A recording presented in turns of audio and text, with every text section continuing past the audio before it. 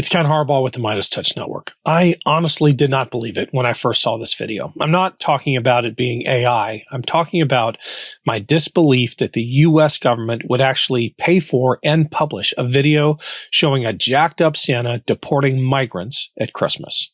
It's sick, especially since the whole point of this season for Christians is celebrating the birth of a homeless migrant whose family is on the run from a tyrant and whose life will be about delivering a message of peace and acceptance. In Matthew 25, Jesus tells his followers, "I was a stranger and you invited me in." Our government is co-opting this holiday for a message about deportations. Maybe the example of Jesus isn't their thing, but there's also this from Leviticus. "The foreigner residing among you must be treated as your native born. Love them as yourself." For this Christmas Eve episode of the show, I wanted to talk to an authority on what the Christian faith calls for in this moment when the American government, in our names, is enacting policies antithetical to everything that Jesus taught. Paul Brandeis Raushenbush is a Baptist minister and the president and CEO of the Interfaith Alliance, which has been at the forefront of efforts by communities of faith to resist the Trump regime. Here's our conversation.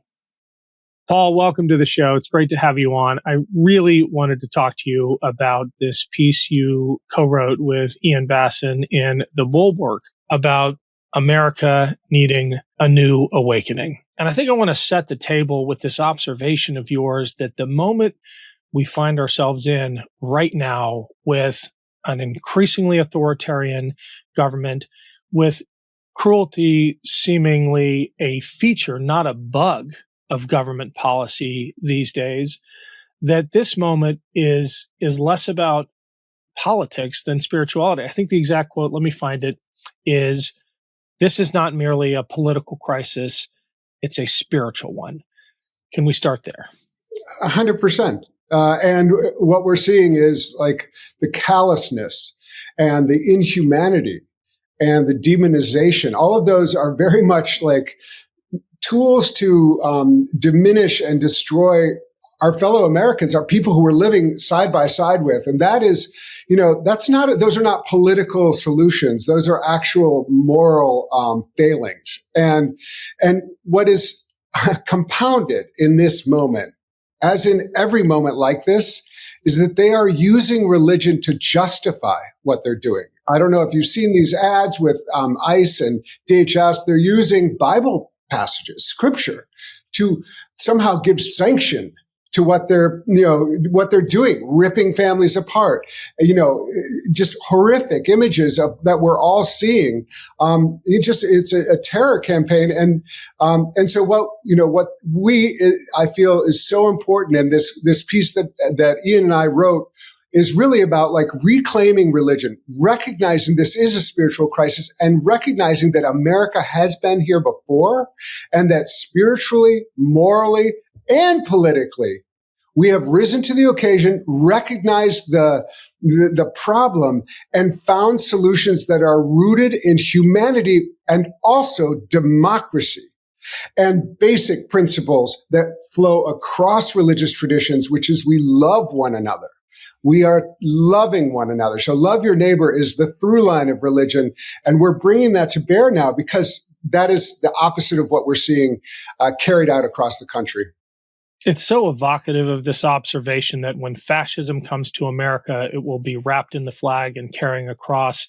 And I think one of the reasons as a vet, I spend so much time on this show talking to faith leaders is that we both have the same challenge of an administration, a regime, and a movement that has co-opted, in my case, patriotism to its own evil ends, and in your case, faith and the faith community to its own evil ends.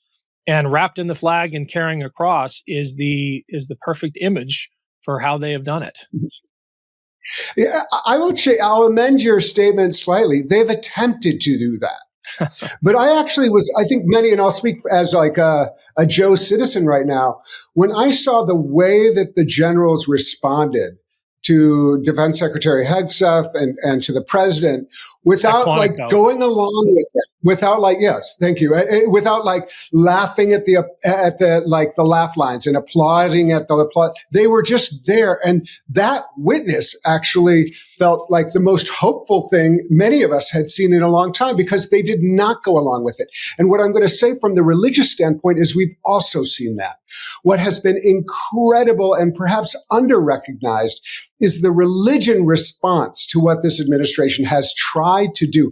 From the very beginning, Trump tried to say, if you're not with us, you're against God. It's not just, we're going to try, we're differing on politics. This is like existential and spiritual warfare that they're trying to set up.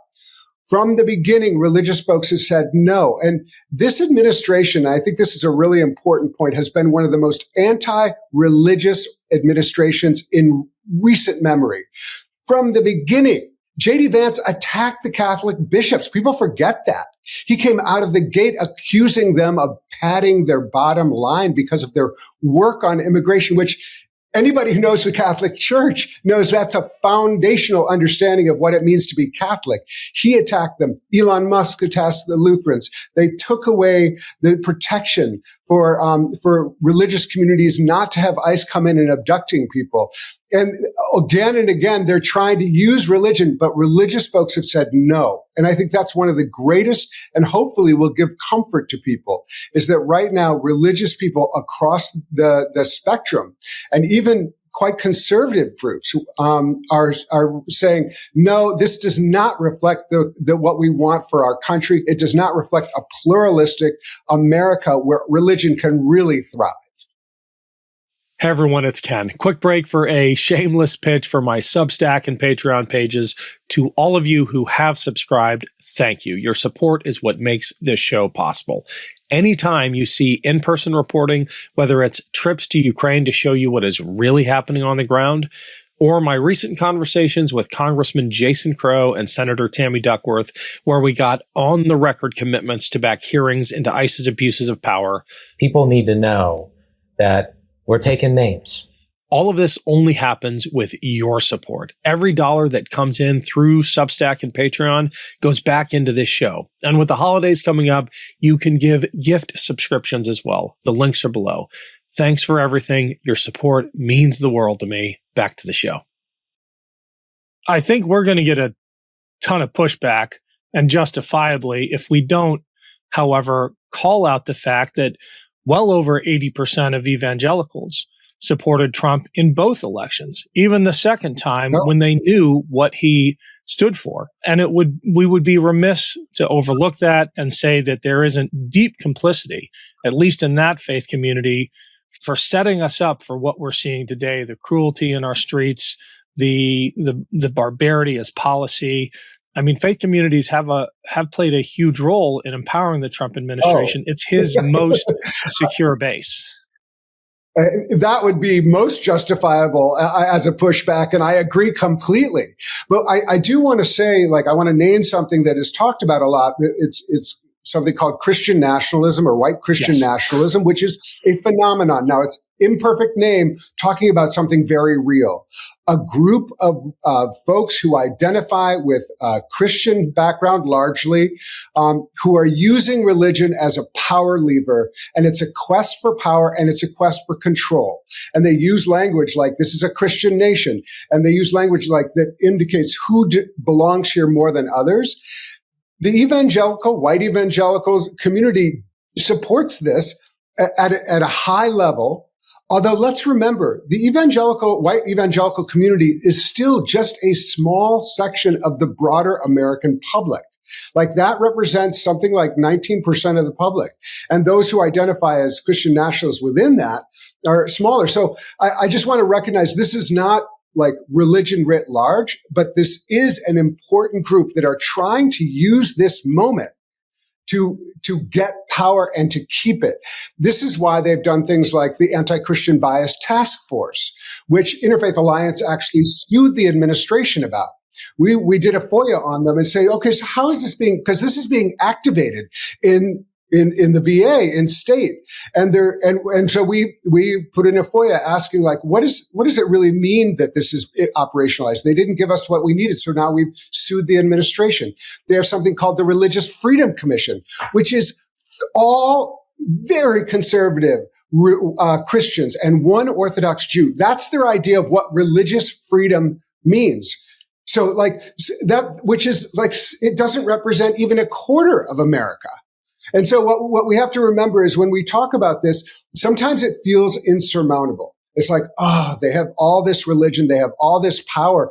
But actually, the majority of religious folks can come together and say, this isn't what we want for this country.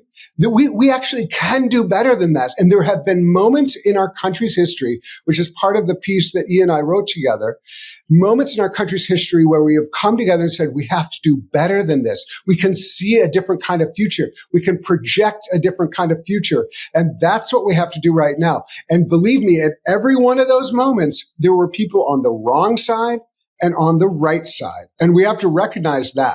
Like, not everybody, one scholar at Yale said, like, the church in the South was the backbone of the Confederacy.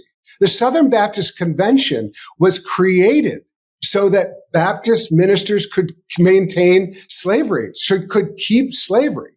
We have this history. It is present. And yet what we can do right now is say, we have a choice to make now. Well, how will people judge us? And that's what I'm hoping people will take seriously.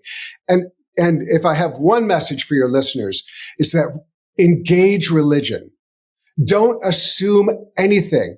Many religious people are out there to be allies. We're doing a major new initiative with the American Library Association, which is getting slaughtered because very conservative religious people are waving a Bible saying, I get to pick and choose what books everybody can read. And so we're collaborating with the American Library Association saying, we're going to give you a religion strategy. And most religious people do not support censorship. And so I invite everyone listening to this to consider how religion functions in this pro-democracy movement. It's so important. That was part 1 of my conversation with Reverend Paul Brandeis Raushenbush. Check out part 2 tomorrow, where we talk about instigating defections by ICE agents and other immigration enforcers, and about the moral injury suffered by those who are tasked with executing the Trump regime's brutal immigration policies. See you then.